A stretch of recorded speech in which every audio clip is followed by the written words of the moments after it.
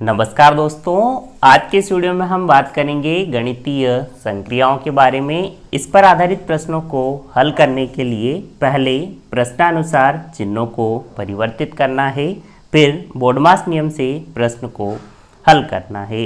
BODMAS नियम क्या कहता है कि पहले ब्रैकेट हल करना है, फिर यदि प्रश्न में क दिया गया हो तो उसे हल करना है, फिर हम भाग का चिन्ह हल करेंगे, फिर गुणा का, फिर जोड़ का और फिर घटाव का चिन्ह करेंगे। मतलब हमें इस क्रम में प्रश्न को हल करना है। अब हम इस प्रश्न को हल करते हैं। प्रश्न है, यदि गुणा का अर्थ भाग है तो गुणा का अर्थ भाग लिख लेंगे, माइनस का अर्थ गुणा है तो माइनस का अर्थ गुणा लिख लेंगे, भाग का अर्थ प्लस है तो भाग का अर्थ प्लस लिख लेंगे, प्लस का अर्थ माइनस है तो प्लस का अर्थ माइनस लिख लेंगे।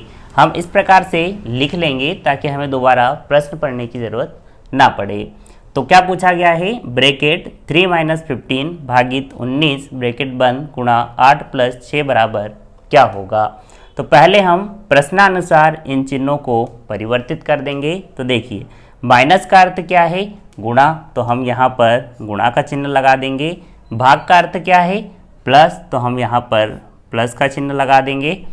और गुणा का अर्थ क्या है, भाग, तो हम यहाँ पर भाग का चिन्ह लगा देंगे।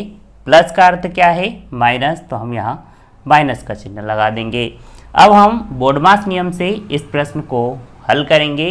बोडमास का नियम क्या कहता है कि पहले हमें ब्रैकेट हल करना है, तो पहले हम इस ब्रैकेट को हल करेंगे। अब इस ब्रैकेट में भी हमें बोडमास नियम का पालन करना है। तो पहले हम कौन सा चिन्ह हल करेंगे, देखिए, पहले हम गुणा का चिन्ह हल करेंगे। तो कितना आ जाएगा, 15 × 45 + 19। 45 + 19 कितना होता है, बाकी चीज़ों को अभी हम ऐसे ही लिख लेते हैं। 45 + 19 कितना हो जाता है, 64, तो हम 64 लिख लेंगे, भागित 8 - 6। अब देखिए, अब कौन सा चिन्ह हल होगा।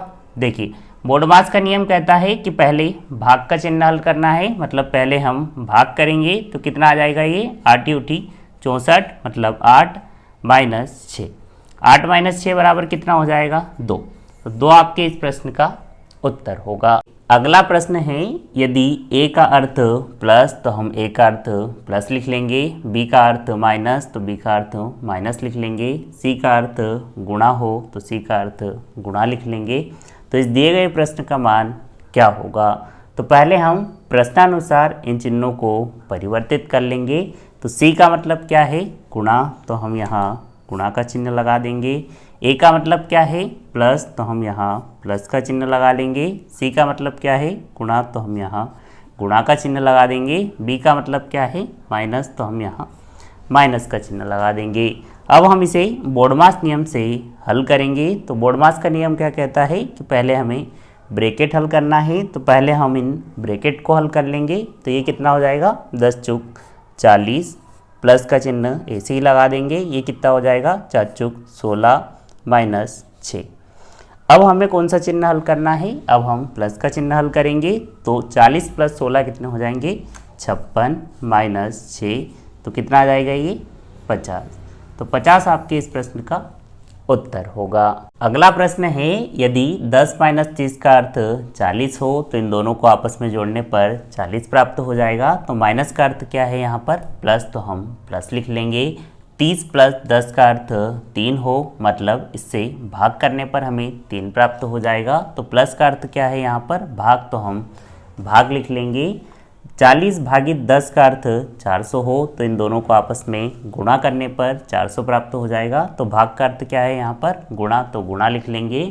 एवं 30 × 10 बराबर 20 हो, मतलब 30 में से 10 माइनस करने पर हमें 20 प्राप्त हो जाएगा। तो यहाँ गुणा का अर्थ क्या है, माइनस, तो हम माइनस लिख लेंगे।